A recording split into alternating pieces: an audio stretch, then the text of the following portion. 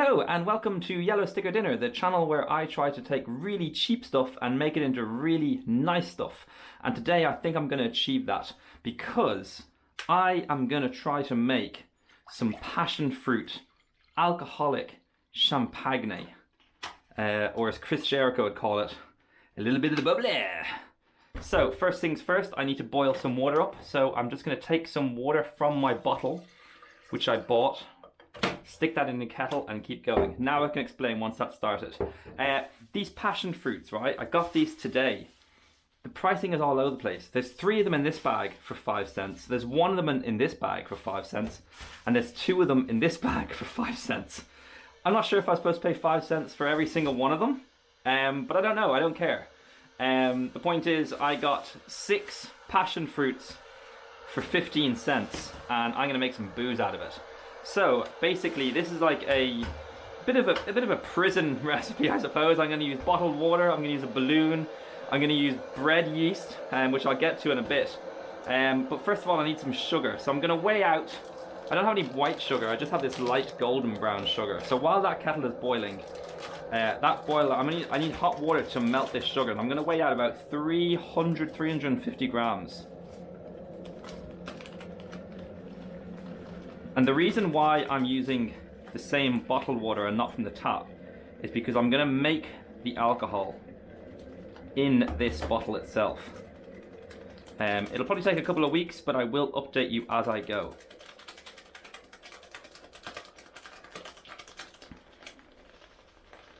So, about 253, what did I say, 350? I got 250.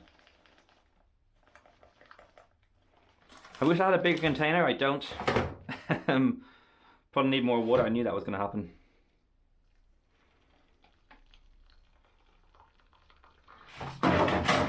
Brilliant. Everything's going well. Okay, 250 grams, I'm going to give this a little stir. And then I'll probably add in a little bit more.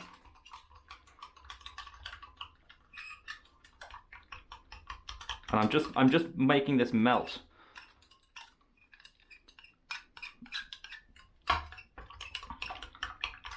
Okay. That's pretty good.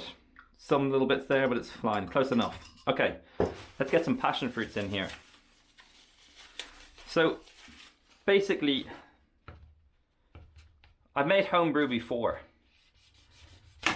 Normally, what I'll do is, let me just cut these all in half. Normally what I'll do is, I've never made this one before, but I've used it, like I went blackberry picking and I've made some out of that. Elderflower I get every year. These passion fruits look fine, which is a good sign. I'll cut this way. And I got 6 of these for, like I said, 15 cents. And I'm just going to throw them all in and make 2 liters of the most amazing passion fruit booze. It'll be alcoholic, it'll be sparkling, and it'll be lovely.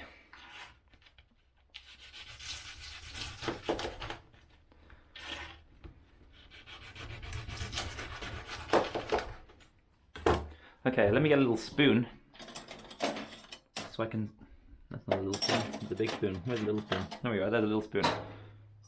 I got a little spoon, sorry, my fault. I only have one. Okay, actually no, I'm going to add a little bit more sugar to this. So I think I had 250, I'll add another.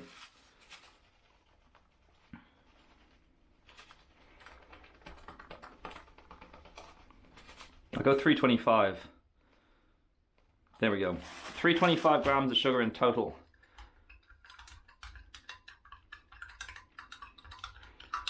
And then I'm basically just going to scoop out all of these, the filling, from each passion fruit half into this jug.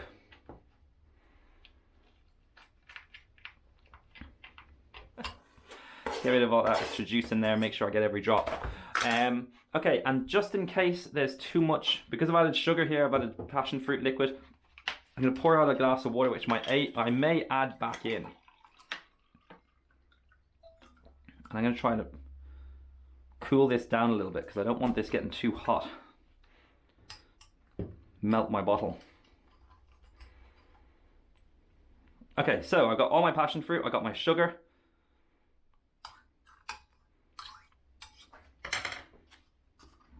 And I'm just gonna funnel this in.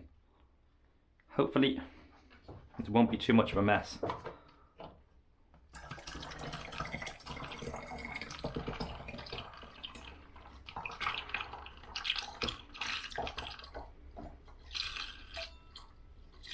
Phone's going mad. Do you know what? I am very, very happy. There's a little bit of sugar left over at the end there, clearly. But you know what? That's okay, because here's what I'm going to do. I'm going to pour a little bit of this back in. Give it a little stir again. I'm very happy with my quantities. I just poured a glass of water out. Look at that. That's absolutely perfect. I took away a glass of water. I added a glass of water. Very, very happy. Very proud. Okay. Pretty good. Right. Now, we need to add some yeast to this thing. If you've ever used Homebrew before, then you know that you probably should use brewer's yeast. This is yeast that I got for half price, and I actually do have brewer's yeast somewhere in this house, and I looked everywhere for it, but I couldn't find it. So I checked the back of this packet here, right? And if you read that, hopefully you can see that. Dry yeast, and the ingredients are dry yeast, and in brackets it says Saccharomyces cerevisiae. I did have to go onto YouTube to try to figure out that pronunciation. And so I went and I chucked that into Google. I'm just going to add half a backpack sachet of this, which is about 5 grams, maybe even less.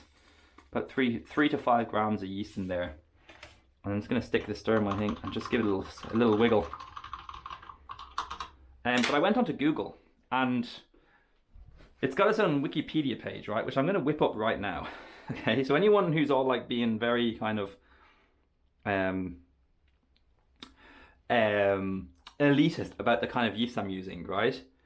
Saccharomyces cerevisiae is used in brewing beer. Then it waffles on phrase, very boring. And then it says, in May 2013, Aragon made Saccharomyces cerevisiae the official state microbe in recognition of the impact craft beer brewing has had on the state economy and the state's identity. I am fine. So if you see any cheap yeast in there and it has Saccharomyces cerevisiae, use it in beer. That's a yellow sticker dinner tip right there. Okay, so now here's our little makeshift airlock. You get a balloon and a safety pin. This is it, by the way. We're done. This video is done. Give this little stretch out here, and then you poke a little tiny hole using the safety pin into the balloon. Okay, like that. Then you just stick this over the top. I do have 3 balloons. If you have any balloons hanging around, you probably have a balloon right now in that little cupboard where your old batteries are. Look there, you have a balloon, I promise you. That's it, it's done, okay? What'll happen is the yeast will interact with the sugar and basically turn it into alcohol. It's totally safe. The whole thing of like, oh, you can go blind and stuff like that, that's only if you're making spirits. Using yeast like this, totally fine, totally safe. Basically what'll happen is, right, the yeast will turn the sugar into alcohol and also release CO2, and it'll inflate the balloon in the next couple of hours, right, as it activates. And then that little hole lets a little escape air, lets the air escape a little bit. And basically, if you leave this for a couple of weeks in someplace warm, then after a few weeks, the balloon will probably still be inflated, but it might start, the balloon will start deflating. Then it's ready to go into a new bottle. And that's when you can put it into one of those clip-top bottles. And then leave that for another week or two with a little bit of extra sugar. And then you're done. You got some sparkling booze. I will update you as this goes. But that is it right now. Check that out. Super cheap, super simple, super easy. I had to buy the bottle of water because I don't drink bottled water. I normally drink it out of the tap. If you have old bottles, you can use one of them. Just make sure you sterilize it first with some Milton or something like that. I'll let you Google that, figure out how to do it. But yeah, that's it. I'm gonna make some. I'm gonna sit here for 2 weeks, 3 weeks, 4 weeks, maybe about a month or so, 6 weeks. Who knows? I will keep an eye on this. I'll keep you updated. But that's it from me. Thanks for watching Yellow Sticker Dinner.